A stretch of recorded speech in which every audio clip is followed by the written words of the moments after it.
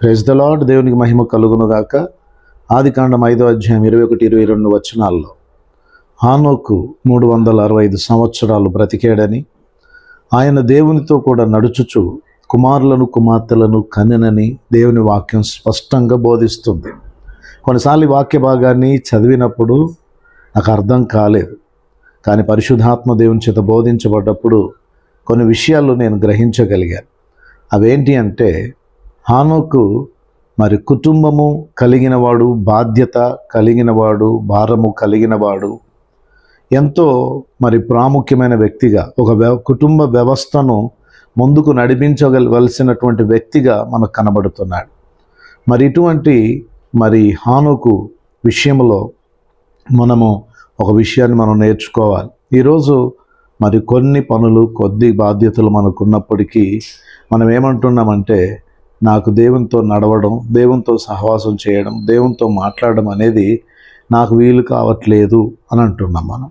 కానీ ఆయన బాధ్యతలు కలిగినప్పటికీ దేవునితో నడిచే విషయంలో ఎక్కడ కూడా వెనక తీయలేదండి. ఇంకొక మాట చెప్పాలంటే, హానోకు దేవుని చేత కొనిపోబడక మునుపు ఆయనకి ఇష్టడై ఉండెనని సాక్ష్యం పొందుకున్నాడు.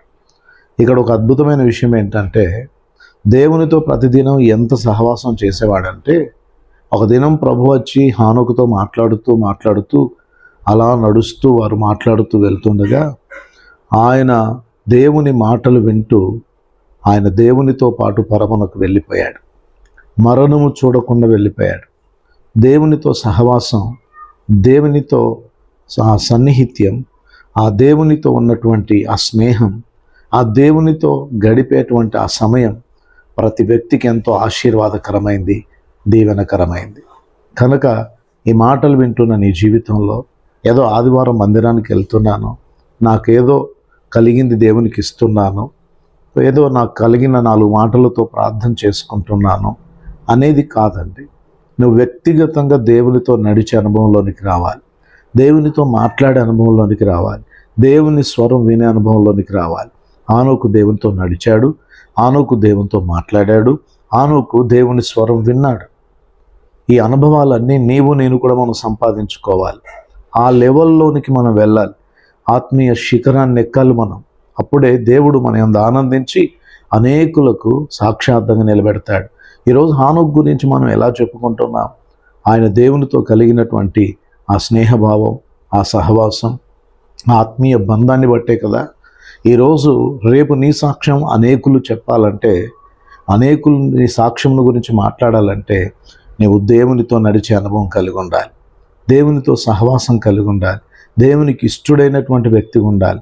అప్పుడే హానోకు పొందినట్లుగా నీవు ఒక అద్భుతమైన సాక్ష్యాన్ని నువ్వు పొందుకుంటావు. ఈ భూమి మీద గొప్ప ఐశ్వర్యము, గొప్ప పలుకుబడి, నువ్వు గొప్ప ఆధిక్యతలు ఏదో ఒకటి నువ్వు సంపాదించుకోవచ్చు.